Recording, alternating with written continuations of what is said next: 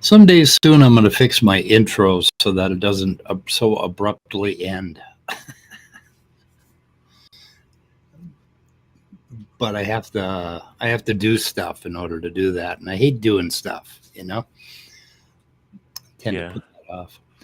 Anyway, so what do we got this morning? So this Grayson video, that Grayson did a really good job with putting up with somebody who knows enough philosophy just to be dangerous, which I call a philosophy, like Redefine Living. He's not quite as educated as some philosophenies, but he knew enough to throw the shit out, and it was just it just kept coming. But now see, I don't have an experience with him. Can you hear me okay? Yeah, you're good. Yeah, I don't know him. Like, so often there's these new, can I say assholes? Can I say assholes in this channel?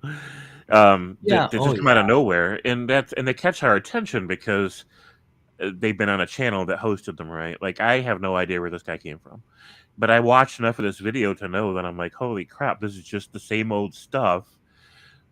And he's not even supporting it well. So clearly he's an amateur at all of this. But he matters now because Grayson, Grayson's channel matters. It's respected and respectable. And so I'm like, okay, he thought it was worthwhile having this discussion with this guy. So let's see what he's got. Yeah. So I think the main theme was, how do you support that the entire universe isn't evidence for God? Right. So, and I think Grayson caught it at one point where he said, well, the entire universe, proving the entire universe isn't evidence for X. You can put anything you want in there, fairies, right? Fucking whatever God you want, or whatever crazy ass metaphysical. I mean, how do you prove the entire universe is not evidence for that you're a brain in a vat? Yeah, you can't. And this is so Christians are correct to point out that atheists cannot solve the problem of hard solipsism. We cannot solve the problem that there is a limit to how objective we can be, and how thorough we can be, and how matter of fact we can really be about the nature of the universe or its origins. Like, there's just so much that we don't know, and we can't get past it. And even if science answered all the questions someday that we have, that wouldn't solve the problem, because we're still relying on something that's limited to our abilities, our mental abilities, and the abilities of our tools, and our abilities for cognitions.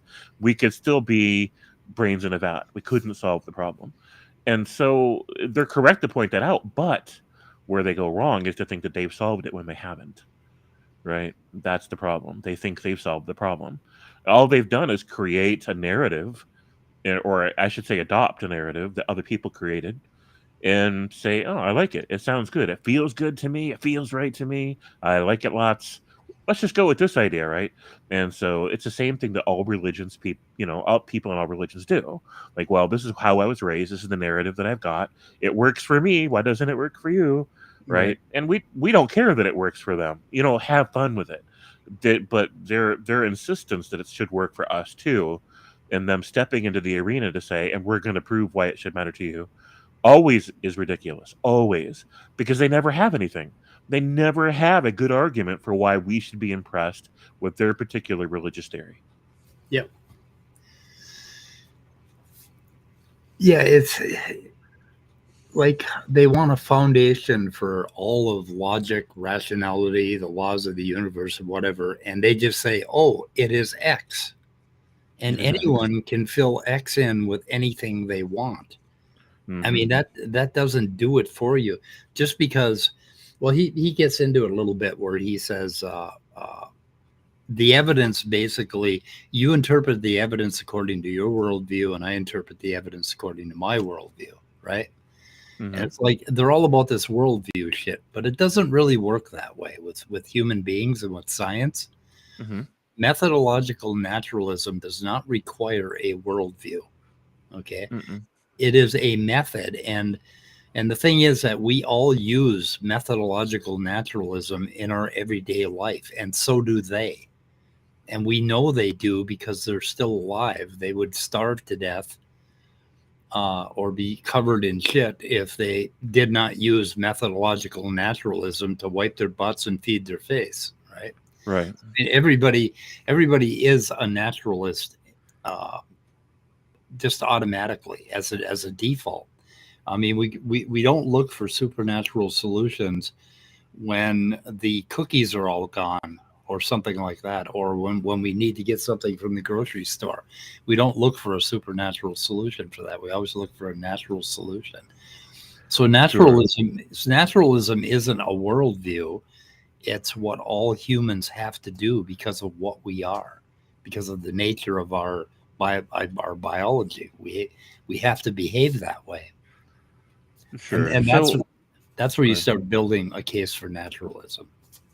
Sure. So naturalism is a tool that we use to understand the world, and those whom refuse to use the tool die quickly because then they can't continue to exist. They won't eat, and they won't look both ways before they cross the street, et cetera, et cetera. Right. So so it ends up becoming part of a worldview, but it's a necessary part that everybody who lives past the age of 4 has.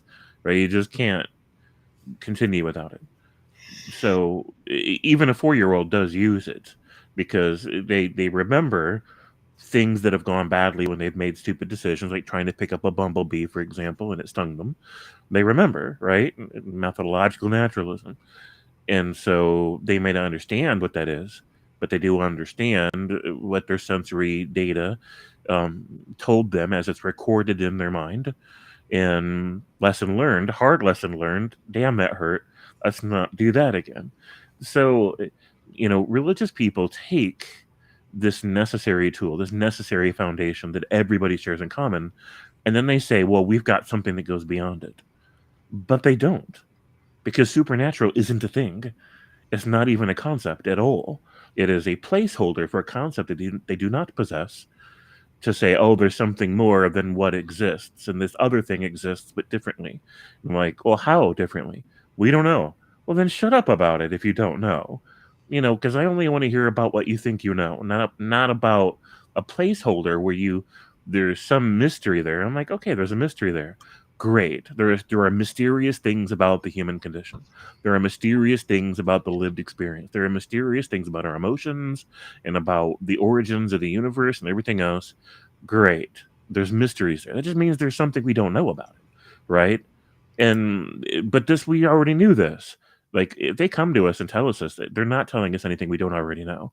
We already know there's shit we don't know, right? Stop telling us the obvious and, give us something that we can actually use. And the only thing that they have is a religious narrative that goes beyond what we use. And it's just a story. It's just a story that there is a magic dad in the sky, an abusive, neglectful, wrathful, emotionally unstable, radically insecure, deadbeat dad in the sky who's gonna beat your ass if you don't join their grift. And I'm like, how the hell is that useful to me?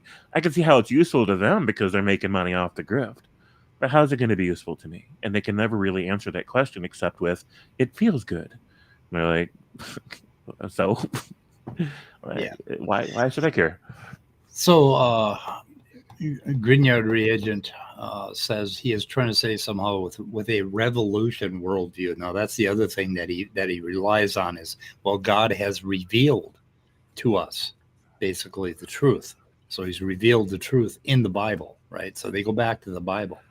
Well, that's what they say. I mean, the evidence, there is a mountain of evidence against that claim, and it is much more monumental than the circumstantial, hypothetical evidence, minuscule evidence that they have, which would suggest or lend itself to a potential positive claim. A mountain of evidence against the claim. And But they then just ignore that mountain. they will attack empiricism, basically. Like when Grayson says, okay, I rely on empiricism, I rely on, I don't like the word sense data at all. That's just bullshit. But anyway, you rely on your senses to tell you what is real, right? And you rely on evidence. So, but then they'll talk about the fallibility of the senses. Like every now and then, your senses will get it wrong, but 99.9% of the time they get it right. Otherwise, you would be dead. But okay, how do they know about God, and how do they get this revealed knowledge from God? They get it from reading the Bible, which is light rays bouncing off a fucking book. Or they Right. get it from listening to their parents, which are, sound waves. So, I mean, they're using the same sense data and the same kind of evidence, basically, ultimately. So when they attack empiricism on the fallibility of the senses and the fallibility of empirical or sense data evidence, you can turn it around on them and give them the same attack, because that's where they got their revelation from God, basically For from sure. sense data, right? For sure. They start there. Yeah. Right. But in the Bible or the Babel, it tells you, oh, this is the word of God. Oh, well, where did you get that? You got that from the Bible. The Bible said the Bible is the word of God. So is that not circular? And okay, so that is vicious circularity. Basically, that's Yeah. viciously circular. Viciously. Rawr. Viciously, yeah. Viciously. Anyway, Oh, yeah. and then let's say they're talking about uh, Grignard reagent is hot for this topic. They are talking about the conditions on which we can predicate and use inferential reasoning, including science, right? So, um, what I do in order to justify my naturalism is I start locally, right? Like right here, right now, me, what's in front of me? There's a coffee cup in front of me, a microphone, a couple monitors. Basically, that's my local interaction with the world, right? Hmm. And then I can extend that, and I can go back. Well, I have this curious thing about me that I can remember things from the past, and that gives us the possibility of knowledge. So we can start learning about things in the world, and we start that process as soon as we hatch from our mama's egg. Basically, we start the Yeah. process of interacting with the world, and that interaction has gotten us all through very long lives empirically with Hmm. evidence, right? And Sure. it's with sense data, and it has all worked out, and it's all compatible. So I mean, if it's good enough for me locally, right here, right now, then and I have this curious human ability to accumulate knowledge and remember things, then it's okay for me one day in the past that I can make guesses about what happened yesterday and the day before and the day before. And yeah, there are metaphysical possibilities where I could be a brain in a vat. The entire world could have been created last Thursday, including my memory, all of that stuff, and an infinite number of other little stories we can tell ourselves about what Sure. it could be. But none of that Sure. fucking matters because it keeps operating naturalistically and according to methodological naturalism keeps working. When it quits Right. working, then I'll pull out I'll try to find something else, right? Like what? I don't know. What would you find? I don't know. Anyway, Depends on what form the failure took. yeah, What system quit working, and what form did that cessation of operation take, and then what are the consequences of that, and what do we think we can do about it? There's lots of questions we'd have to ask before we could, rationally proceed forward. But in the meantime, they got to think about this. When they go to the doctors and they say, heal me, right? Help me be better.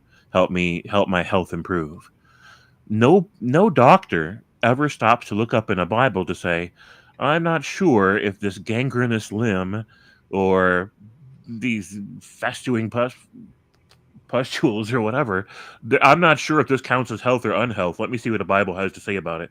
Because until I know what counts as health and unhealth, I can't treat you because I promise to do no harm, but I have no idea what harm is until I can consult the Bible first. And that doesn't happen. That's not how we built medicine. That's not how doctors operate. That's not even how laws work. When people decide, okay, let's set limits to what we can do to each other and what counts as injustice and things, they did not refer to a Bible to decide what is and isn't justice, because Bibles have a very skewed idea of what justice is, and if we built a Right. criminal system on that, we'd all be screwed, right? Because the biblical ideas of justice are nonsensical and antithetical to a fully functioning societal system, to a healthy societal system. And the same thing with medicine. We have to understand health and unhealth in a secular context. That is to say, a context that has fuck all to do with religion or faith or gods or anything else. We understand what it means to have a disease, and we can't get that information from a Bible, right? So we all live in this system that is built from secular, hard earned understandings, which are built with logical applications or introspections and investigations and conclusions with sensory data, or with sensory input, with empirical data, right? None of that is supernatural. None of that is magic. None of that is Bible based. None of it. So, here they come. We build these entire nations with nothing to do with what Bibles say, really, because these are just people figuring out life as we go. This hurts, let's stop doing it. This feels good, let's keep doing it. Oh wait, if we do too much of that, we end up hurting again, let's stop doing that. Right? That's how we figure shit out. So let's see. They want to say if you don't know what started the world, then you can't be rational in understanding what it means to say something as trivial as the apples on the table. So what they're talking about is this idea of certainty and absolutes and foundations, right? Which are problematic in epistemology. When you try to find a foundational or something completely foundational to rely on, you fail every time because there's always some sort of gotcha, like last Thursdayism or every brain in a vat or whatever. Right. So There's always a gotcha. we don't know that it is or that it isn't turtles all the way down. We just don't know. Right. If you ask a physicist who's on his A game that day and who's being completely honest and paying complete attention to the question and being as thorough as they can be, they'll tell you at some point we just don't know if there's anything more basic. We don't know if there's anything smaller or anything more fundamental. We're still investigating it, right? And so if a religious person wants to say, well, hey, I know the answer and it's magic, then they're welcome to it, right? Let's just remember that that's a separate domain of thought, right? That's a I like the idea of magic, and it seems to, because if you look at it this way, if we're looking for the most simple explanation for everything, the answer is always going to be magic. It is the most simple answer you can explain anything with is magic. Right. But we're not. But answering the questions with magic doesn't give us anything we can work with to advance our understandings. It's a thought stopping exercise. It is not a tool for furthering our understandings and for building new and better tools with for investigation and for understanding and for living a more functional life or a more healthy life. Just to answer it all with magic does nothing for us. You can do it. You're welcome to it. Hey, stop there. Take a vacation, right? In fact, take a permanent vacation and never return to the table. That's fine. Fine with me. You do you.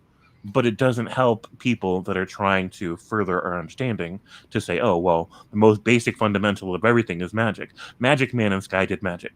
Well, what do? There's nothing with that. Like, you're welcome to it, but shut the hell up. Yeah, they just pulled X out of their asses and said, "Oh, I'm going to rely on that as my foundation." And then if you say, "Well, naturalism," they'll say, "Oh, you can't rely on that." Well, why? Why can't I pull naturalism out of my ass and say that's my foundation? The laws of the universe just are. I don't know why they are. I don't know where it came from or, what the source of the universe is, but everything fucking works and it's consistent if I just adhere to the laws of physics to naturalism, and it manages to knit together. So I can pull naturalism out of my ass as well as a God. I mean, there's no difference.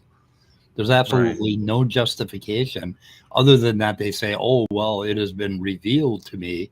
So they have this emotional, connection to God, and God showed them what is true.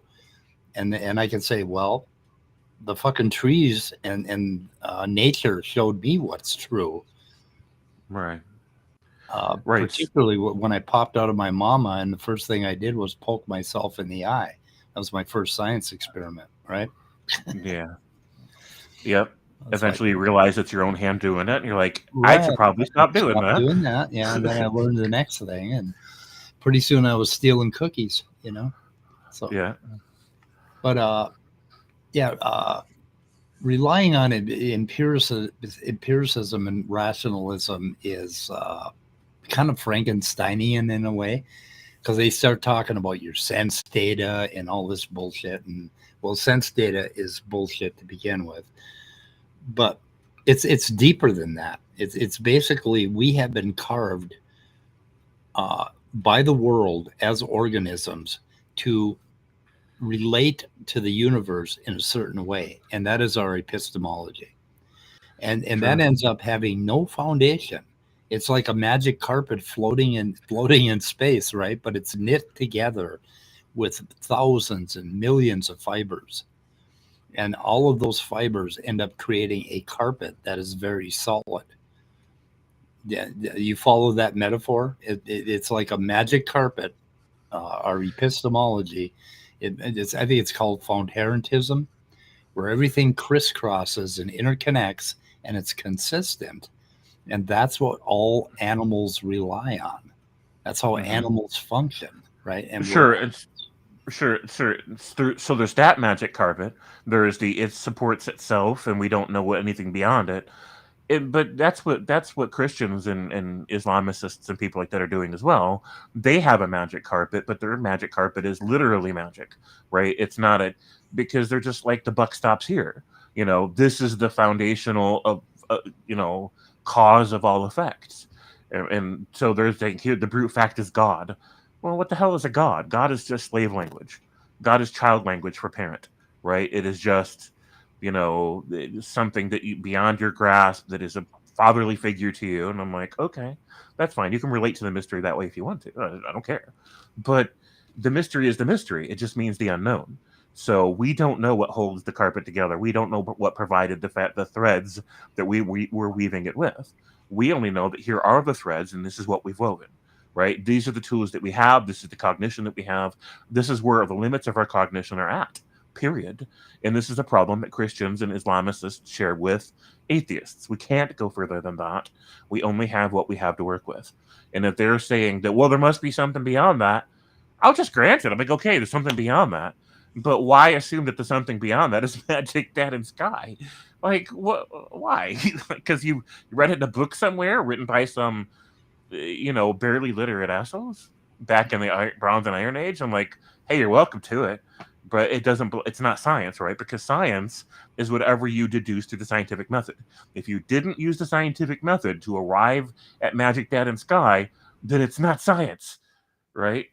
It's just your religious theory, which is just old men in ancient times theorizing and fantasizing, and most of that they wove stories with elements of stories they heard from other religions and other cultures, right? They were spread to the cultures that these writers were living in, and they're like, hey, I like those ideas. Those ideas that I'm getting from other religions, from other cultures, are inspiring me to create stories that weave these ideas together in my attempt to solidify my tribe through stories, right? To inspire, to solidify, to cohesively identify my tribe, to kind of take these ideas and like make them our own with these inside these new ways of weaving them together. They're welcome to it, but that's where they got the ideas from. Everything in Bibles was gotten from some older religious culture that far predates even the Hebrews, even the Canaanites, where the Hebrews came from. And so, I know how the magic trick was done. I know where they got their ideas from. And it wasn't from a magic dad in the sky. It was from other people from other cultures. And, fine. But we still don't know what the most basic element of existences are. We don't know. We don't know how it is that there's something instead of nothing. We don't know. And nothing a religious person says is going to change that. Yeah. So foundationism does not just reduce to foundationalism. If I understand Susan Hack properly, foundationism is kind of a combination of basic beliefs, which we derive from our lived experience, and this coherentism, where everything coheres, right? When things don't cohere, we have a problem that we have to figure out. And mathematics derives from physicality, on my view. That's where we get math from. There's one apple or there's two apples. And I mean, it falls out of the physical laws of the universe. And at the very foundation, the most foundational thing we know about is physics, and how physics works in a space-time coordinate system. And that's what we're stuck with. And that's our best guess at rational reasoning. And from that, we can derive all of mathematics, because we happen to be kind of smart apes. Sure, we're smart enough to be dangerous, at least. Yeah. So, math started off as just a language that expresses observations in the physical realm, the only realm we know of, and I would say the only possible logical realm that could exist. But in any event, and then that same language later was used to describe hypothetical and potential happenings within the physical realm. But it's still just a language that describes what we observe and what does seem to be happening and what does seem to be a potential of things happening. And that's it. It's just a language that describes these things. And if these things are an illusion, then they are. If they're not an illusion, then great, they're not. Either way, it's all we've got, right? So here we are. And religion isn't solving that problem. It is not giving us the ability to escape the limits of our cognitions and our language and our lived experience. It is not giving us a way to transcend beyond those things. It is only pretending that it is. So basically, basic beliefs do not commit you to foundationalism, because they're provisional. They're proposed. So they're there's a word I'm looking for in logic, and I'll be damned. I hate this in the morning. Sometimes I cannot pull a word out for the life of me. But anyway, you assume, basically, you come up with a premise, a provisional premise, and that would be your basic beliefs, and that you can pretty much rely on as a habit, and then you go forward and you start weaving together everything else. And if anything contradicts those basic beliefs, then the basic beliefs have to be tossed out. But if there's no contradiction, then it keeps supporting the basic beliefs, basically. Right. And you can prove some premise that you pulled out of your butt by finding out that it coheres with everything else in your logical argument. Sure. And that's what foundationism does. And it says that everything works like a crossword puzzle, where everything supports that original, the original provisional statement, and that becomes your basic belief. And that's how humans behave. That is our relationship to reality. And that's all we need to be, is on this magic carpet in the middle of a whole lot of unknowns. And we survive perfectly well. But at the same time, when you do that, when you adhere to foundationism instead of anything else, you are always skeptical. You are always willing to change some belief, because you're always saying, "Oh well, this." We can change we can change the word we have before it crossed, but that means in order to do so that we've got to adjust 2 down and 7 up, right? We've got to. Right. So it leaves you in a position of humility, in that you say, okay, fine, I believe this to be true, but I don't believe this with every bit of my, life and will. I am Right. willing to accept We tentatively evidence to accept the a given. contrary. Right. Yeah, we tentatively accept a proposition as being true because it's well evidenced, but we remain open to renegotiating our perceptions pending new evidence and new logic. And if sufficient evidence to impress us is presented, we'll change that view. And if we recognize then that other views were contingent upon that view, also then must be changed, then we'll do so. Then we'll work through it. And if we find a contradiction we can't resolve, then we put it on the shelf marked urgent to say, look for an opportunity to resolve this. And if we can't, then we can't. And if we can, then we can. And so this is why I don't like certainty. Certainty is an emotion that emerges from having been sufficiently impressed of a proposition, right? And I don't like certainty as an emotion because it can lead us astray. So I whenever I find myself supremely confident in the proposition, I check myself and I say, stop that, right? Just stop being supremely impressed to the point where I don't want to pour cement into my brain to say, because that's what certainty is. Certainty is cement in cognitive processes. And I'm like, I'd rather be 99.9 and speak as if it's 100. But if anybody pays close attention, they'll still see all of my idea shelves are ranked in probabilities, and none of them are at 100%. None of them. So because that keeps my mobile, that keeps my mental machinations mobile to make sure that none of them are. Because if you lock anything into place, then anything connected to it, has to work around it. And I'm like, I want everything fluid just in case, right? Just in case. Yeah, I've read so many critiques and so many epistemology books that that I got really sick of philosophers, really tired of them, because you can always find some weird ass way to criticize everybody else, right? And they keep doing it over and over again. And what they end up doing is just going around in circles, and they never get anywhere. They never get to any kind of a foundation. And what Susan Hack is saying is, fuck it, there ain't one. There isn't a foundation. Just accept So basically provisional basic beliefs, derive and from there find out what coheres and what does not cohere. And that's it. Yeah. That is the best that we can do as human beings. So that's the best we can do. Anyway, and I'll download the paper and take a look at it. Right. So we can recognize that the icing is supported by the cake. And then we can recognize that the cake is supported by the plate. Right. And maybe that's as far as we get for a long time. And then eventually we discover the table.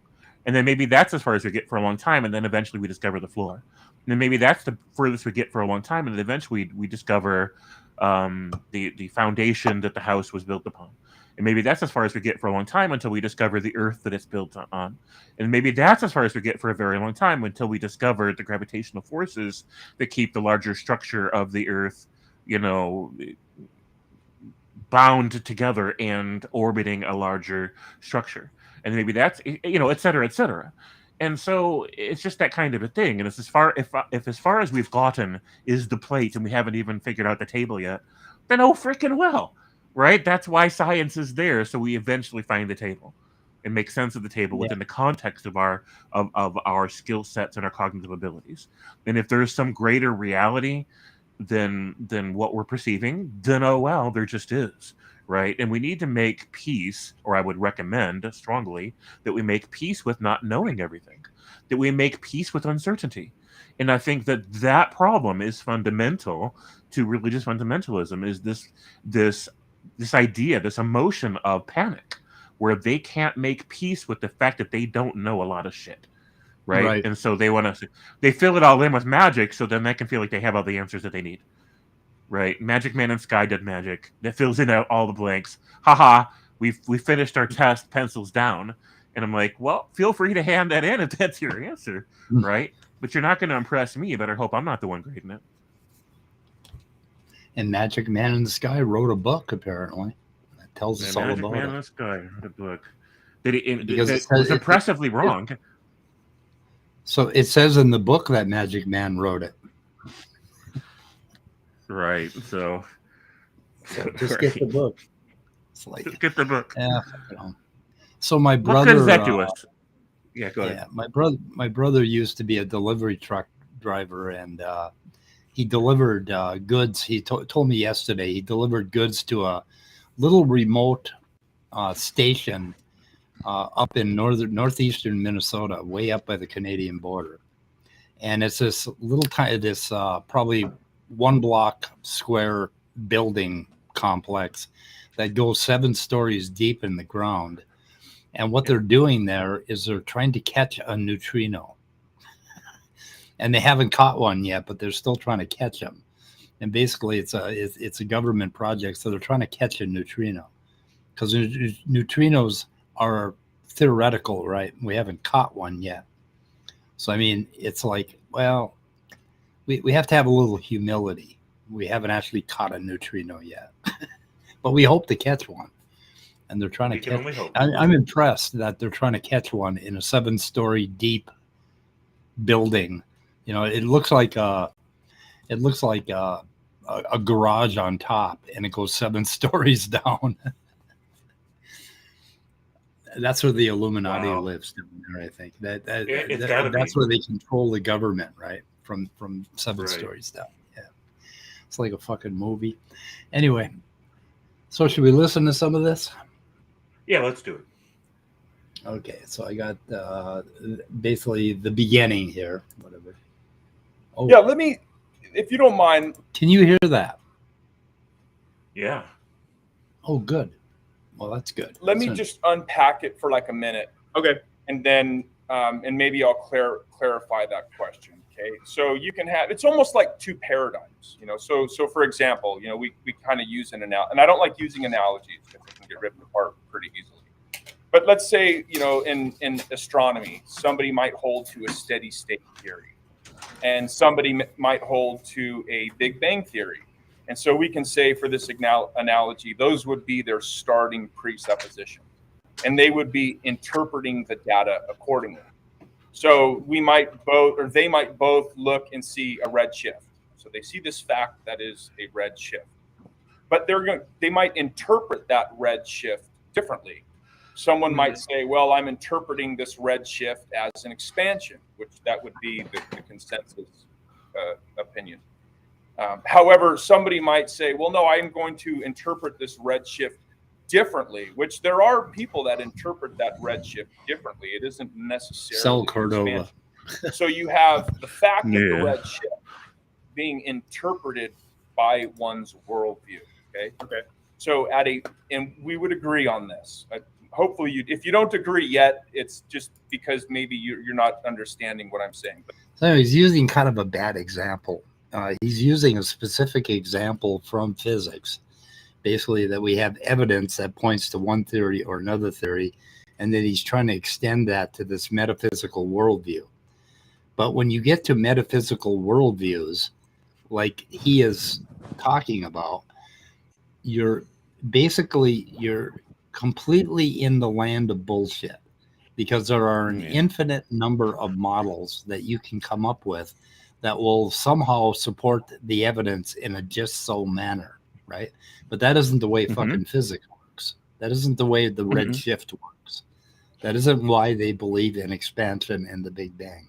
They believe in it because of a preponderance of evidence and a lot of coherent interconnecting facts.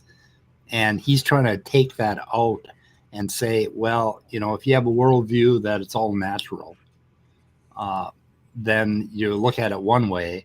And if you have a worldview that it's God, you'll look at it another way.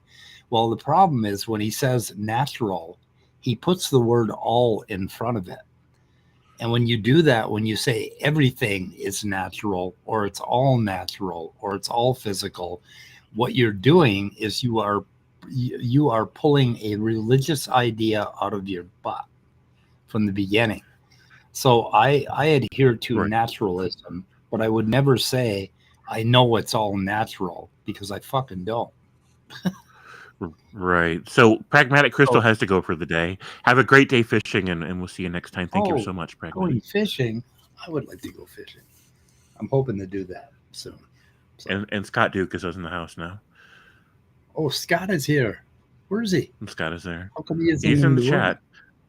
So Grignard Reagent says he's talking about theory ladenness here, which applies to all theories and worldviews.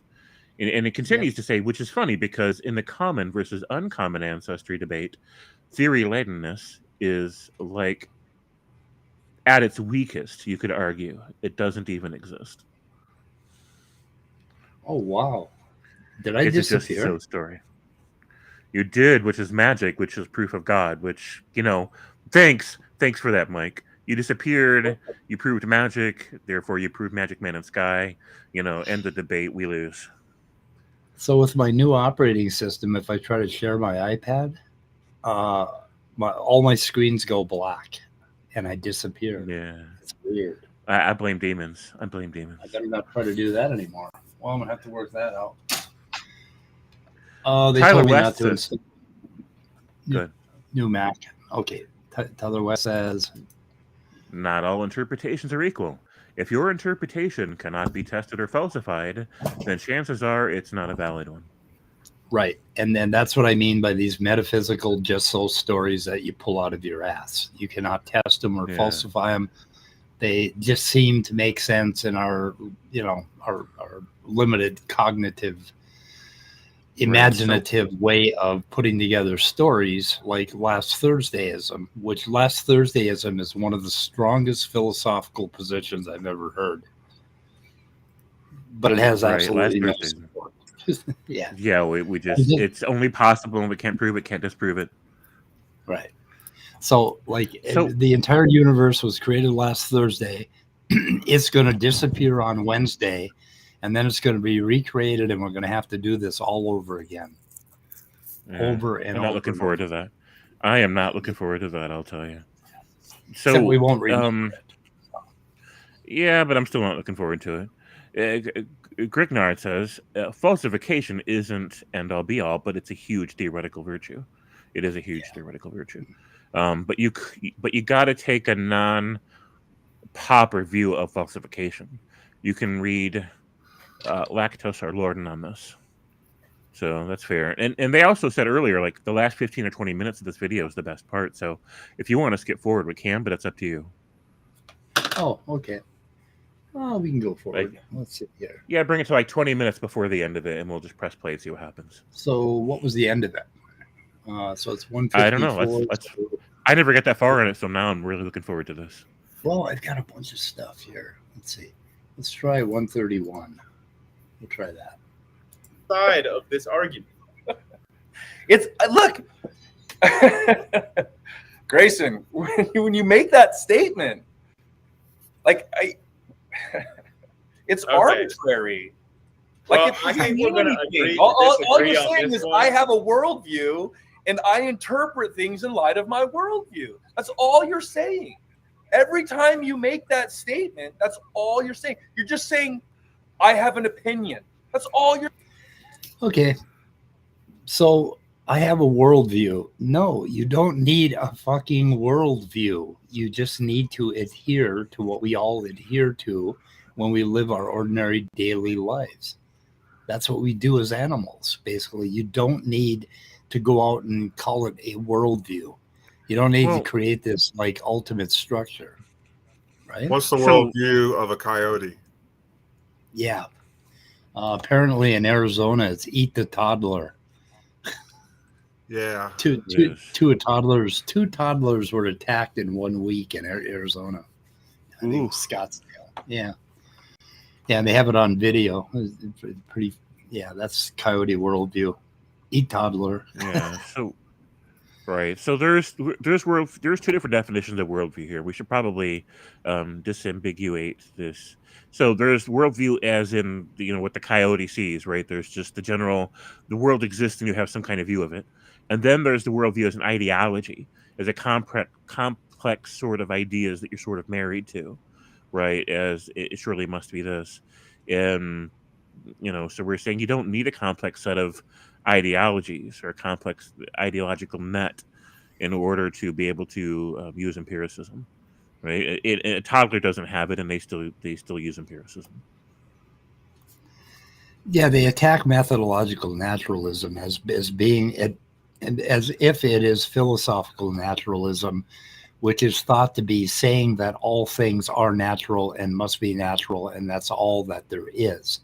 But that is an unfair criticism. Methodological naturalism doesn't make any claim like that.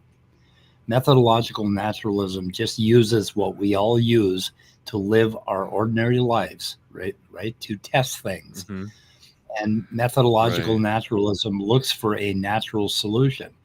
Just like if I go upstairs and I find out all the fucking ham is gone, I'm going to look for a natural reason for that to have happened. I'm not going to suddenly look to some worldview or, oh my God, well, it could have been fairies, or it could have been a glitch in the brain in the vat or whatever. So, I mean, that's not how it works. Science does not do that. We're looking for natural solutions to everything because that is our methodology. And if we can't find that at any one point, then we can talk to these fuckers about their weird metaphysical ideas. If we find something that we cannot explain in any way, something that doesn't cohere, right? Some magical event happens that everybody can see and we can observe it over and over again, and it doesn't make any fucking sense, then we'll talk. But until Right. that happens, I'm just going to use methodological naturalism, and I don't fucking have to defend its foundation because Right. it's how we all Even live if- our lives. Even if no explanation is found and you think you've tried all possibilities, there's also the option of just, let it sit and wait for a while, because, sitting and waiting is always probably the preferable action to invoking supernatural. Because, we're constantly collecting new information, finding new discoveries. Something may help you in this inquiry later. You can suspend the inquiry, and that's probably a safer position than maybe the fairies are real. I don't think everybody has a worldview. I've got a lot of friends, and they wouldn't know what the fuck I was talking about, and they wouldn't be able to tell me what their worldview is in any manner. They would not be able to tell me. So I think most human beings don't have a worldview. And I know no raccoons have a worldview. I know that for a fact. Well, they don't have any ideology. They don't have an ideology, but they have a view of the world. Like the world exists and they view it. They have some kind of rudimentary understanding of it. And so in that limited sense, it's a worldview, but it's not a worldview as an ideology. It's not that. Ultimately, well, I mean, I guess I view the world through naturalism. I view the world through the lens of naturalism, but only provisionally and methodologically.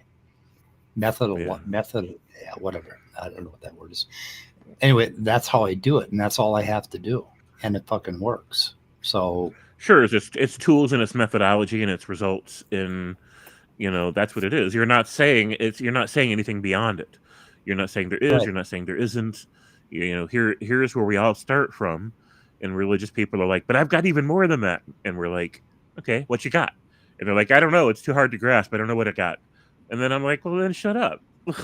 Like, I don't want to hear about it until you got something to say. I don't want to hear about it, and I'm tired of hearing about Magic Man in Sky because, I don't mind it when a deist tells me about Magic Man in Sky. I'm like, interesting. I don't mind it when a Native American spiritualist tells me about their ancestor spirits or their animal spirits, or how the sky and the earth welcomes them. And fine, great, yeah, okay, because I can actually see some functional benefit in those narratives, because it helps produce a certain amount of ethical awareness and pro-social accountability, not just in how we deal with other people, but how we deal with other animals and how we deal with the land. And it's all well and good. Like, I don't care that they have to crouch this in some kind of mystical narrative. It doesn't bother me. But I do care when Christians say it or when Muslims say it, because it's consequential to our real world, because it's part of a larger grift that is hurting people in profound ways across our world and is threatening the continued existence of humanity. Then I care, right? You've made it our business. You've made it our problem, and you need to cut it the fuck out, right? Because until then, I don't care. And so that's where I'm drawing the line. So when he's talking about all this, philosophical, metaphysical nonsense, because it is just nonsense, because he's not being coherent. He's not offering us something rational at all. I'm like, the reason I have a problem with it is not just because it's irrational and you're trying to like gaslight us into accepting it as rational when you can't explain it rationally.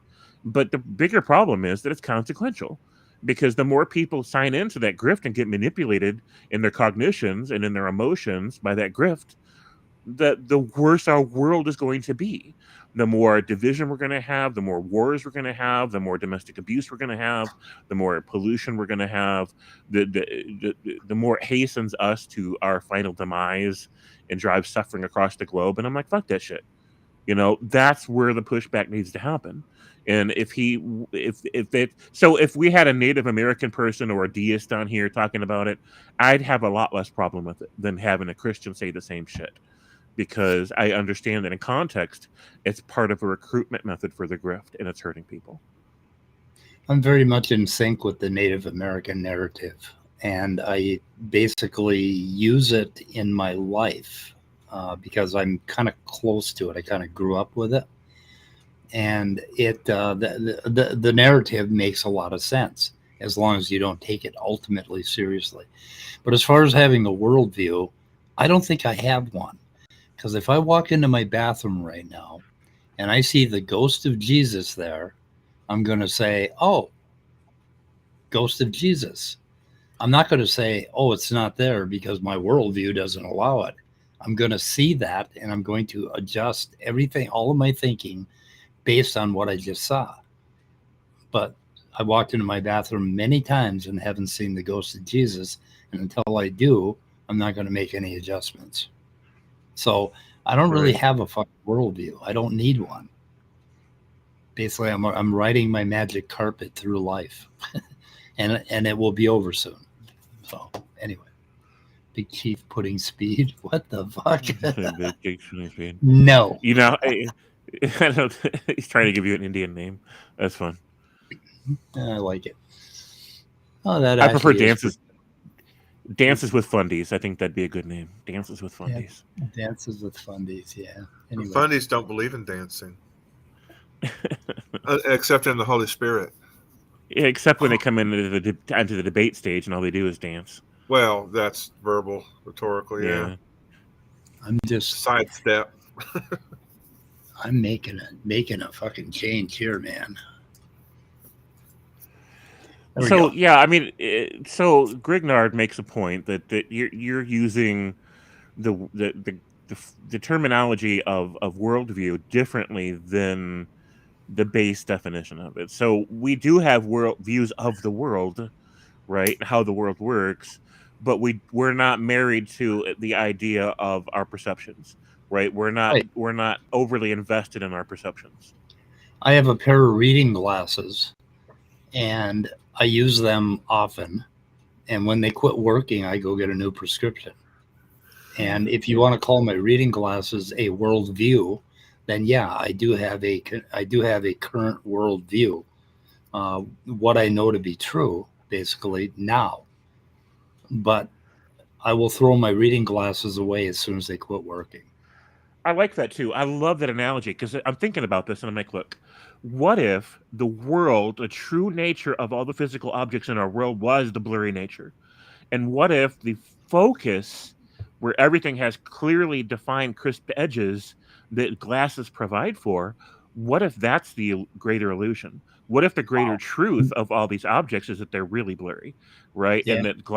And so what we're doing is when we go and get glasses, we're not saying that the greater truth is the more crisply defined edges to things, to objects. What we're saying is that we find greater utility in objects which are crisply defined. Right. And so, that's why we prefer to wear glasses when we need them in order to bring those into a crispness. That's exactly what NASA does when like a telescope like Hubble or some other probe collects data, and it's not really visible to us in an intelligible way. They have to come up with representations of the data that we can look at. And, oh, there's a purple nebula. Oh, that one's orange. And isn't it beautiful? Right. Well, those have actually been fixed to be more discernible to our eyes. If we looked at the originals, it would be unrecognizable. Right. And Right. so that is kind of the way. That is how we do it. It is fuzzy, and we do interpret at least some bits of reality. The focus look it's adjusted to make up for our inability to interpret the data correctly. Okay, Right, I'm and- not hang on a second. I'm not a nominalist. No, not a nominalist. Sorry. Don't adhere to that. So, can we look that word up real quick for the audience? Can we pull up a page for nominalism?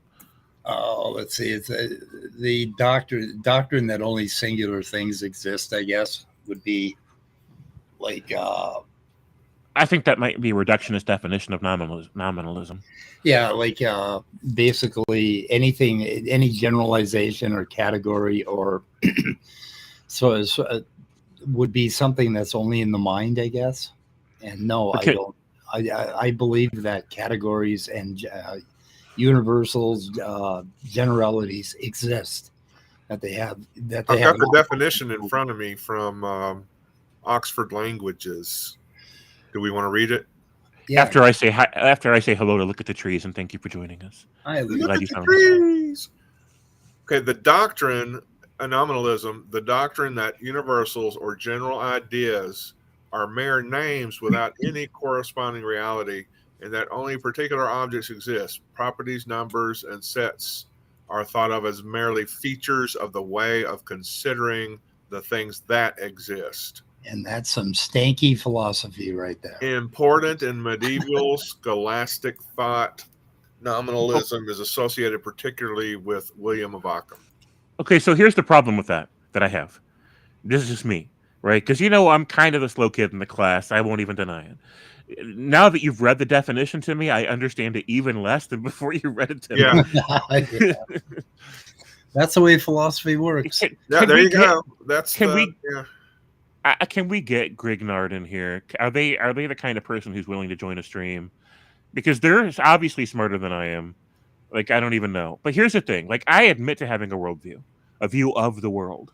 I admit that I have perceptions. I admit that I have degrees of confidences. I admit that I have personal investment in those perceptions. I admit that I have values that I assign to those perceptions, what they mean to me, what I find that they're worth. I admit that I have certain ideas about my perceptions of reality that I feel a motivation to defend as reasonable. Even though I admit that I'm willing to be talked out of any particular view with good evidence and arguments, at least good within the context of how I perceive them. So I admit to having a worldview.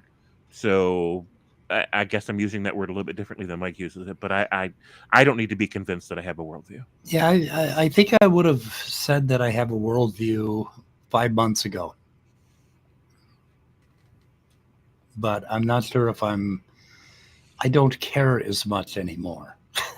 I guess. So you're just not so married to your perceptions that it's an ideology. Like, right. You're not that you lack that level of investment that seems to be implied by the word. Right. That's fair. It's just fine with that. So as long as you're with that distinction being made, it doesn't matter how the word's defined. You've clarified what you mean by it, and so we don't need to have a semantics debate about it. That you've clarified. So, everyone has an ontology. Yeah, you are a biological organism, and your ontology basically is how you live in the world. Yeah. So, and it's that simple, and that applies to not just you, but any mammal. I don't think it's as deep as we need, as we sometimes go on all that. I don't know. Yeah.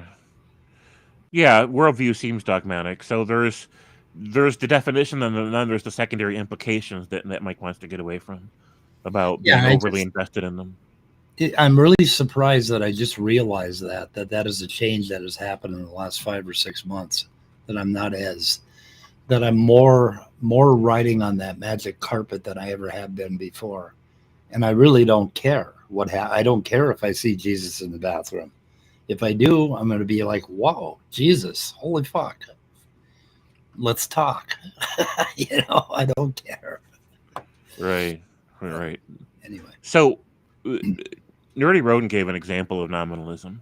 The concept of beauty is not a real entity that exists independently of the things that we perceive as beautiful, but rather a label that we assign to a set of stuff. yeah, you see that whole thing with trying to fucking basically get into what the mind does and say that is not real somehow, or that there's some area, that there's some thing called mind, some kind of spirit mind that basically comes up with abstract concepts like blue, and that there is no real thing in the world that is blue. That I push back against very, very hard. Okay. We are part of this physical universe. And my best guess is that it is a space-time coordinate system, and there are physical laws.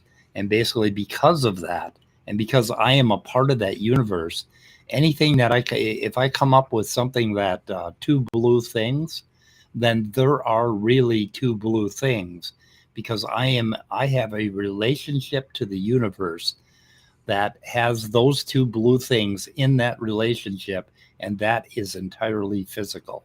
And I can render that in physical facts all the way down to fucking neurons firing and synapses connecting, basically. So as long as I can do that, then I'm kind of a diehard naturalist, right? Basically. No, a nominalist would say, I'm saying that two blue things do that. There is something blue about two different things, and that is real. That's ontologically real. And it's real in the relationship that I have with the universe. Basically, I am a piece of the universe interacting with it, and there can be two blue things in that relationship. And that can be shown physically and ontologically. And that's the other reason why I adhere to scientism, because it can all hash out, basically. Anyway, Snack, you're on my mouse. Snack has become very big. Well, where do you expect a cat to be? He's just huge. I don't know. On your mouse. Yeah. So the vet came over, and my two older cats hid. And Snack come running out, and he was trying to help the vet type on her, the assistant type on her laptop, and then he climbed into the veterinarian's bag and hid there. So he opened up this big bag, of all his stethoscope and stuff, and Snack decides to climb into the bag. Like, all they would have had to do is zip it up and haul him off. Cat's nuts, crazy, Yeah. crazy kitty. Here's a crazy kitty. Hey, Zach. Say That something. is a big cat. That cat has grown so much. Yep. Well, look at his tail, man. Wow. That's the big stuff. Wow. Yeah, Say something, Zach. Say hi. or say brr, brr, brr. He's tired. Snack. Aw. Yeah. Anyway, not much room for my mouse. Snack's a good kid. Okay, let's see if this works. No, doesn't work. He likes I know. He's going, more, please. more. Give me more. So anyway, we haven't listened to much of the video, but go ahead, James. yeah, Grignard still isn't satisfied with the way that we're using the words, and I'm just going to grant it and say that Grignard seems like they know what they're talking about with the definitions. But as long as we understand what Mike's getting at, that yeah, he has a view of what the world is and how it works, but he's not married to those propositions as absolutes, right? It's just how it works for him, how it seems to him, and all of it's renegotiable. And yeah, that's fair. Like Grignard said, you're one step ahead of me, man. Yeah, that's fair. So that I think that's where we're at. There is something about those two blue objects that exists ontologically that makes them two blue objects, even if there's not a mind around to say there are two blue objects there. It's just when I come into proximity of those two blue objects, there is something about them that makes my mind see two blue objects. And that is real. That is solid. That's ontologically real. So the generation of blue as a color is a physical happening in the brain, is what we're saying. It's an energetic happening in the brain. No, I wouldn't say. No, I'd say it's more than that. It's not just an energetic happening in the brain. If you drew a point on each of those two blue objects, right? There's something about those two objects that is physically similar, or that physically interacts with my brain in order for me to say there are two blue objects, but there are still something blue about those two objects. I see. I think I see what you're saying now. Yeah. You're not just talking about the color. You're talking about how the color represents the frequency of the light, and the frequency of the light is a fact. Yeah. Yeah, and all of that basically interacts with us as an organism because we are just we are another physical thing in the universe. And you could draw a triangle between those two blue objects and yourself, and all of those things are equally real. And so I'm not a fucking nominalist. So, anyways. Well, it's not a dirty label. We don't need to like reject the label because it makes us feel dirty, do we? And if our brains were built differently, Grignard reagent, then there would be a different relationship. But the blueness of those two objects would still be the same as it is now. That's where science comes in. That's where we can figure this shit out. We can figure out how we work biologically. So the not just the frequency of the light that bounces off them, but the physical properties of the objects that cause light to bounce off at those frequencies are objective facts. And then the way that it hits the brain is just a matter of physics as well. The way the brain generates the perception of color is a physical event as well. Our relationship to that is measurable and quantifiable if we had enough access to enough of the physics in play. And then somebody could look at the event outside of it and say, blue, not just blue perception is happening, but the thing that people call blue, but the light frequency and the properties of the objects that determine the frequency of the light that bounces off. These are all objectively factual things that are happening, or physical events that are happening. And I get all that, but I don't care about the definitions, nominalist versus not nominalist. Like, as long as we're able to go past the definitions and say, here's what we mean, and be understood about what we mean, then the labels just don't matter, right? It's not a dirty, word or whatever. It just doesn't matter. The labels don't matter. Labels are just a practical function of expression. The relationship is different, but it's not solely dependent on our minds. Our minds are just goo, basically more physical goo, and that physical goo interacts with the other goo that happens to be blue goo. Sure. So we have two blue goo things, and we have a mind, and they're all just physical things, and there is no dependency there. So, well, I don't know what do you mean by dependency versus no dependency? Dependent would mean like ontologically dependent on our minds, that there wouldn't be blue unless our mind was there. It's still just as fucking blue without our minds. Right? I kind of agree. Like, I don't know if I completely agree, because blue is a perception, and that requires a perceiver, whereas the things that blue is built from are objectively real even without the perceiver. So it depends. Like, we can nuance it more. We can parse it out more in a more detailed way, I think. Yeah, well, there is really like the thing that probably ontologically does not exist is our mind. So that's the problem. There's not a mind. There's a biological organism. There is no. Our mind is just a fucking word we made up that has a lot of history, and I don't believe in the mind or consciousness or any of that crap. Well, if you're referring to dualism, I agree. I don't subscribe to that either. But if you're not, just mind is an emergent phenomenon that emerges from these physical structures. It does exist, right? It's happening. but the mind only emerges in our own minds, right? So I mean, if the mind emerges in the mind, the fucking mind doesn't exist. So when I'm like when I'm talking about ontology, the mind and consciousness do not exist. I mean, I've heard that proposition. Even I heard that the other day proposed by a physicist that consciousness itself may not even exist, to be illusory. But I don't subscribe to that, so we're going to differ on that. But it's fine. It's not a big issue for me. Well, believing in the mind is problematic. It's kind of like believing in the self. I don't know. I sort of believe in the self and sort of don't. That's an even more complicated issue. I believe in organisms. Anyway, we've gotten way off base. Yeah, we have. Yeah, let's listen to this guy. We're toward the end here, so should we play a little bit? Sure, let's do it.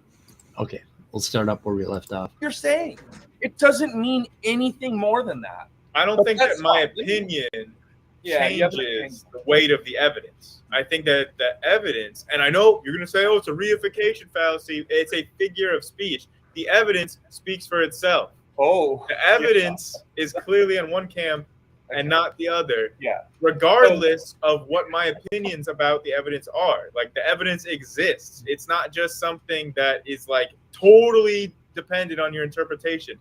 You can have like a worldview, and then you can be presented with evidence that is clearly contrary to worldview, your worldview. And then what you do at that point is either deny the evidence or you change your worldview according to the evidence. Dude. It's exactly what you did. And the reason why I say that, like we could summarize your whole comment right there that you said by just in two sentences. I have a worldview and I have an opinion. I don't think you get it. Like that. Okay. He's so Redefine Living is coming at him from this position of basically philosophy, you know, that there's this, he's coming at it with like an ideology. And Grayson is saying, no, things that are evident to us, right? Things that cohere to our naturalistic mode of being, right, are evidence, and that's all we need, and that's all we all rely on. The thing is that Redefined Living is listening to Grayson talk in a language that was built by that naturalistic foundation, and Grayson is talking within, basically he's on the magic carpet, right? And he's saying, okay, that's all we have is what's evident to us, and that is our evidence. And Redefined Living is saying, oh, no, it could be brain in a vat. It could be God. It could be whatever. And he's trying to impose naturalism as a worldview onto Grayson. And that isn't how Grayson is operating. He's operating like I do on the magic carpet, right? It's coherent. That's all we got. That's all we can prove. There's no way to get outside of this fucking box, right? Right. Now, it doesn't matter if we're a brain in a vat and the mad scientists that programmed that brain in a vat, if that's all we have, then reality will still be just as powerful and just as consistent. It doesn't matter what the bottom turtle is, or, you know, what the next turtle down is even. It doesn't matter. That's still fucking reality, right? And sure. That's a really that's kind of a nuanced thing. That's really hard to get your mind around sometimes. Basically, that reality is this way, period, and we don't know what it's floating in. We don't know what the next turtle down is, right? And it doesn't fucking matter because it's still reality with a lowercase r, not an uppercase R. Okay. Anyway, okay, we'll go on. Yeah. I think we're at 133. Oh, we come up at 135. I had that bookmarked for some reason. Here's the reason. difference, right? Is that you're saying that the evidence that we have is the same. The only thing that's different is our interpretation of the evidence. But what I want to say, okay, is that there is evidence that can be contradictory to different interpretations, right? If I haven't... Right. Jesus could appear in my bathroom and start talking to me on a regular basis and start performing miracles in front of me. And then my whole fucking opinion on all this shit is going to change. I mean, I would become a believer if Jesus would stop down and spend a few days with me. Fair. Yeah. An interpretation, and then I find evidence that directly contradicts that, then either I deny the evidence or I change my worldview, okay? So I want to hear it from you. Is your worldview, like, can it be contradicted? Is it even possible for there to be evidence that contradicts your worldview? Is that even possible? So you're saying he hadn't thought about it, has he? That no, because me personally, I think that things in the Bible, like the flood myth or Adam and Eve, the evidence you haven't directly contradictory to that. But I want to hear it from you. Do you think it's even possible that there could be because you say everything in the universe counts as evidence? So I want to know, like, is there anything that you would say could be contradictory to your worldview? Because personally, I think that there is things that are at least contradictory to the flood and to Adam and Eve and some of these things. I'm not saying that there's evidence that's contradictory to the existence of God, but I'm saying that there is evidence that's contradictory to some of the stories in the Bible that are like the flood and Adam and Eve. So I don't want to repeat myself. I know I've been doing that, so I'll just let you talk. Yeah.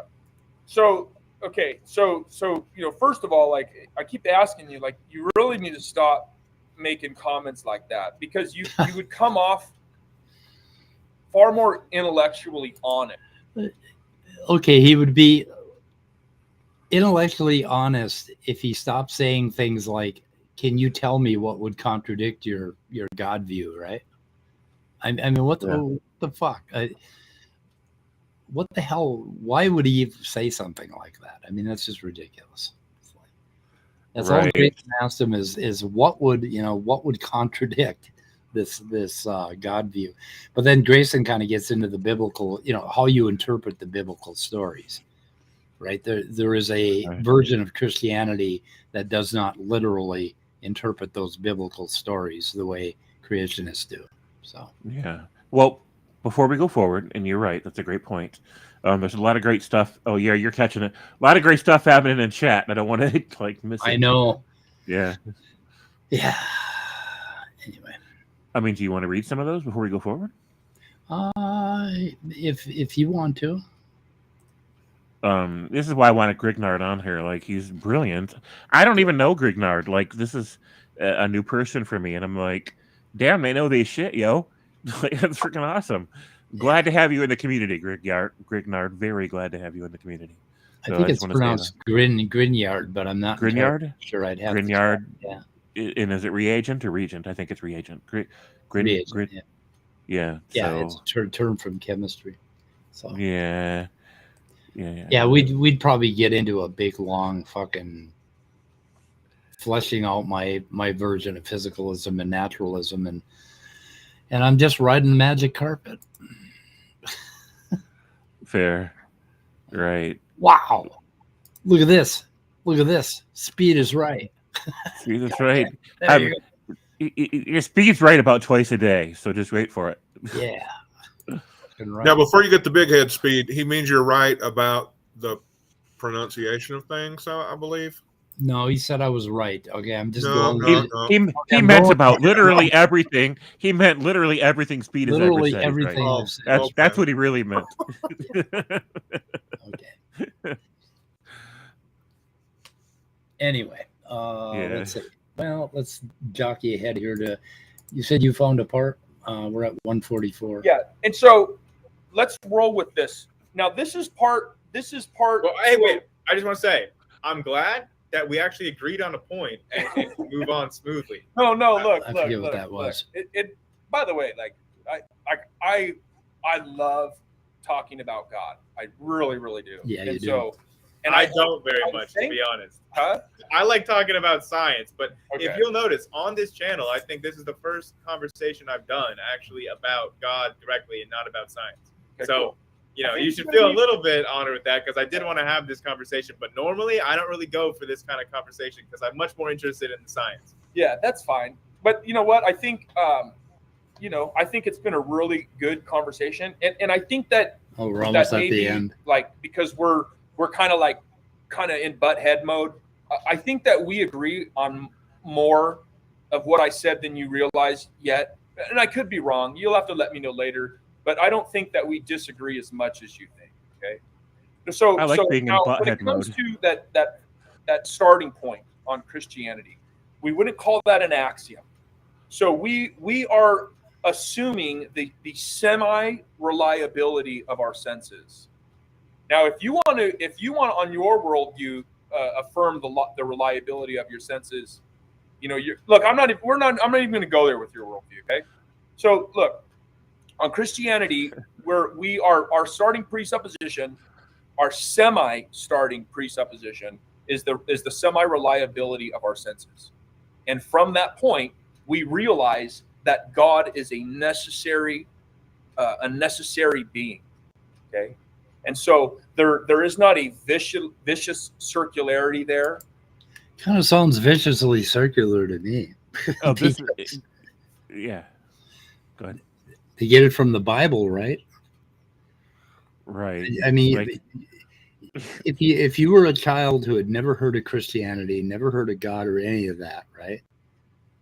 Mhm. And you started reading the Bible, basically, Mhm. and then you use the Bible to say that, oh, the Bible told me that the Bible is the Word of God and God revealed to me, that would be viciously circular. Because you Yes. could have picked up Winnie the Pooh instead of the Bible and gone with that worldview, right? So, I mean, Right. I don't know.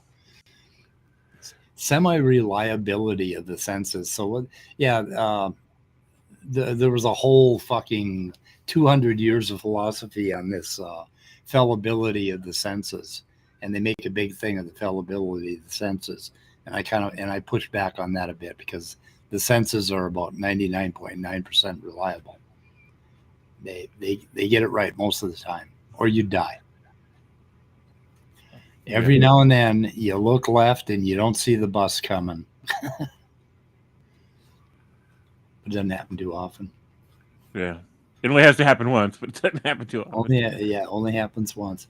Yeah. Yep. There was an intersection when I was growing up as a kid where there were a number of fatal accidents where people had pulled out and tried to cross a busy highway and gotten hit.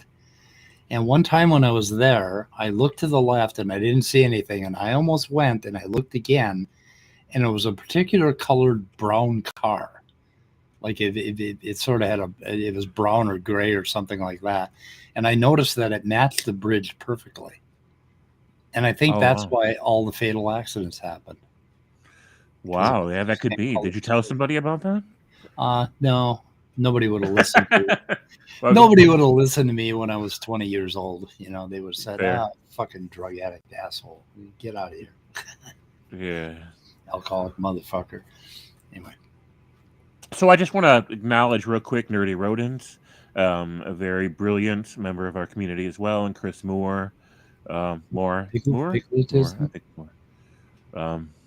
And Command Cyborg's been here with us all along today. And Skyworks 600, didn't mention them yet, but their contributions have been noticed, and they've got brilliant commentary as well. We really appreciate that. So we should go over the chat sometime because I always capture the chat in a spreadsheet, so I can actually do that. Oh, nice. Intentional blind. Okay, they want to say it's not viciously circled because it's the foundation of their view. That's fine when explaining your worldview, but it's fallacious when you try to argue it over another. Correct. You know, it's just pulling something out of your ass and saying, "Oh no, this is the real one," and then trying to pick on Grayson, who's floating on the magic carpet, interpreting things with evidence. You know. Right. Hello, Benghazi. Great to have you here. Hey. Anyway, what else? Well, we went too far ahead, I think. Oh, I don't know. Well, I think, yeah. Oh, I want to say, when I tuned in, before I actually came aboard, I just must say you made some brilliant analogies. yeah. The cheating on a test in a classroom, excellent analogy. Oh, yeah. Thank you. Yeah. Yep. Let's see. I mean, could you even imagine handing your test in that way? Like, Yeah, Magic Mantis guy did it. Guy did it. There you go. I'm done. Give me my PhD. Right. I mean, that is how you get a master's in theology. So yeah. There. And here's how God did it. Yeah. The precept view is that you must first agree that I'm right in order to tell me why I'm wrong, because you can't even make statements unless, of course, Christian worldview is true. Yep. Right. You can't even talk unless it's true. And then we have, even if God exists and insert special qualities, does not automatically give me a reason to give blind worship, adoration, etc. It's just, yeah, so what? Right. Anyway, what else? Want to listen to more? Yeah. Like toward the end of it? I forget what let's go ahead. Forget where they wrap it up here. Because I'm not saying my senses because of my senses. I'm not appealing to something in a vicious circle. Okay, I'm saying my senses because God has all of these omni properties, and He has created these creatures in a way to receive this revelation of God. And can I be wrong with my senses? And now we're going to get into like an epistemological scenario where that's where it gets circular, no? Because I see it as being circular, where you're saying, okay, so I can rely on my senses because like God has revealed Himself to me through my senses, and I can rely on those senses because God has revealed Himself. It seems circular. Viciously. Yeah, that's because maybe I'm not articulating well enough, or maybe because and I want you to disagree with me, but maybe at this point you should try to understand before you disagree. Okay, because when we open our eyes, along with the semi-reliability of our mind, we also have the external world, which is the evidence of God. So I'm not waking up and I'm not like having a brain fart and thinking, on the biblical worldview, God created our mind. So when we open up our eyes, we can come to realize that all of these things are evidence of God.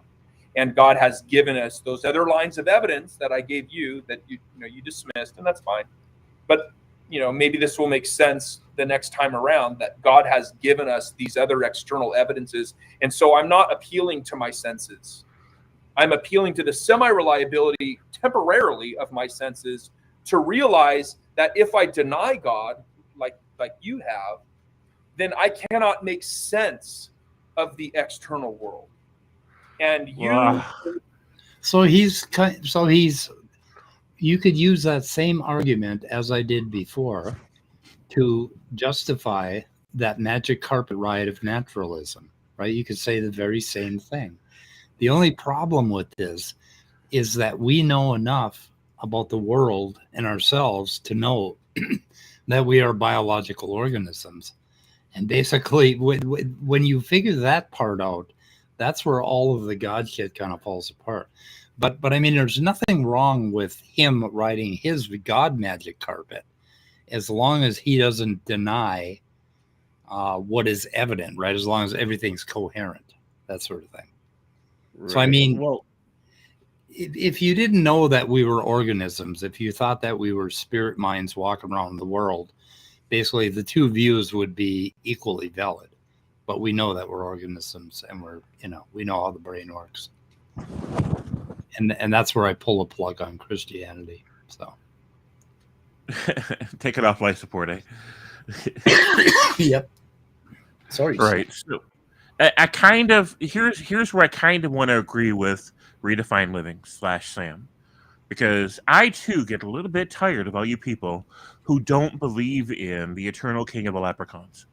Because I'm like, look, You know that short Irishmen exist, and you know that gold exists, and rainbows, and pots that gold can go in, but you deny the necessary creator being for pots and gold and rainbows and short Irishmen, right? You deny the foundation of those things by denying the eternal king of the leprechauns, and that just gets so tiring. Like, I just can't It believe is you're not tiring. being honest. Yeah, and then of course you have the lobsterist.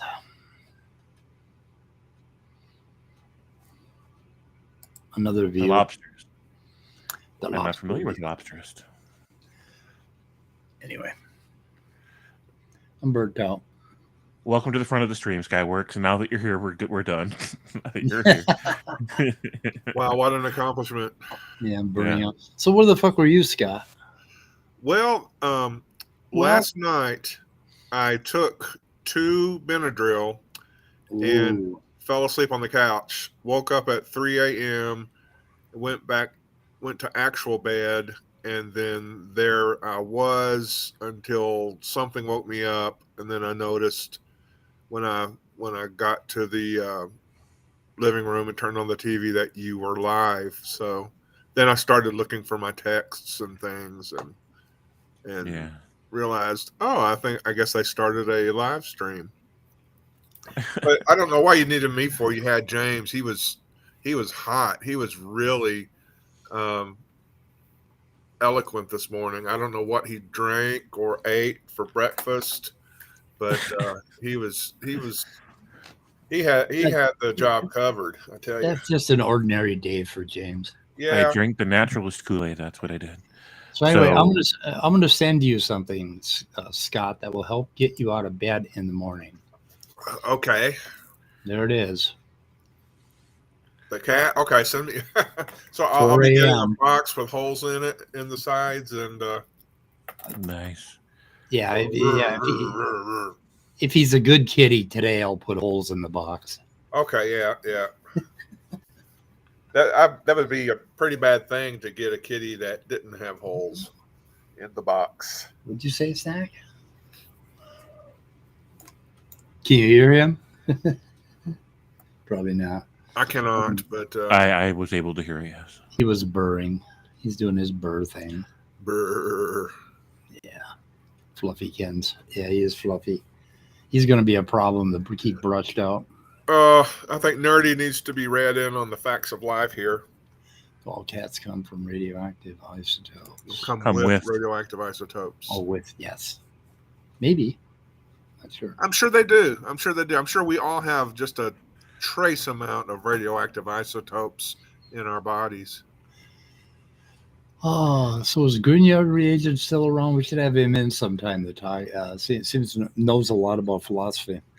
So, yeah, very well. I agree. Read. Yeah. So, a bunch of scammers were playing a big phone scam. Police had trouble capturing because they were lepers. Oh, leprechaun. I had to display this because he went such a long way for the punchline. Yeah. They did. I need some potassium. I need something. Maybe a radioactive element. Leo would know that. I did not know that. Anyway, I had a lot more notes on this thing in the transcript, but we didn't get to a whole lot of them. We got sidetracked, which is good. Nominalistically sidetracked. It was a lively philosophical discussion, that's for sure. I think it was, yeah. There's Gur. Gur shows up finally. Oh, Gur. Gur, what the hell? Stream's over now. Fucking Gur is here. We can end now. What the hell? Cat, will you move over? Maybe Gur has time to type whether or not he's going to stream today or what time he plans on streaming today. Yeah. Come on, Gur Streams. Let us know. So appreciate that Leo's in the house as well. Sorry we missed you. Leo, today this stream was brought to you by the letter X and how it does not equal X. So. That's so cool. It's cold, man. It's cold. Yeah. Well, what do you think? Shooting ahead? Yeah, we've got all the loved ones gathered around. We can pull the plug now. We just wanted to give everybody a chance to say goodbye. That's right. Yeah, exactly. Okay. So Gross says he may stream at 1 or 2-ish. I'm assuming that's with respect to his time zone, which is Eastern. So it's going to be 2 or 3 in the real time. Yep. So Greenyard Reagent, we should talk sometime. You should send me an email. I think my both my emails are my personal email is the best way to get a hold of me, and they're in my about section. I put both of them there. So, or if you're from Canada, a boot. Yeah, a boot. Anyway, I'm incoherent at this point. So he subscribes to incoherentism. Incoherentism. That's where I'm at. Yeah, well, so I guess the Christian won the debate then, if that's where you arrived, incoherentism. Incoherentism, yeah. I'm just gonna. You're in their camp now. I'm gonna go with the Bible. I don't even think I fucking. Well, I know I got a Bible, but I think I put it in storage years ago. Well, you've got the internet, so you've always got a Bible at your fingertips. Really? Yeah, You've but which version? 4 different Bibles at your fingertips. I want to read the original version. Okay. You and me both, kid. Yeah. Okay, guys, we're going to shoot her in the head. Good enough? Good enough. Okay. Goodbye, cruel world. Goodbye. Enjoyed everybody's side chat.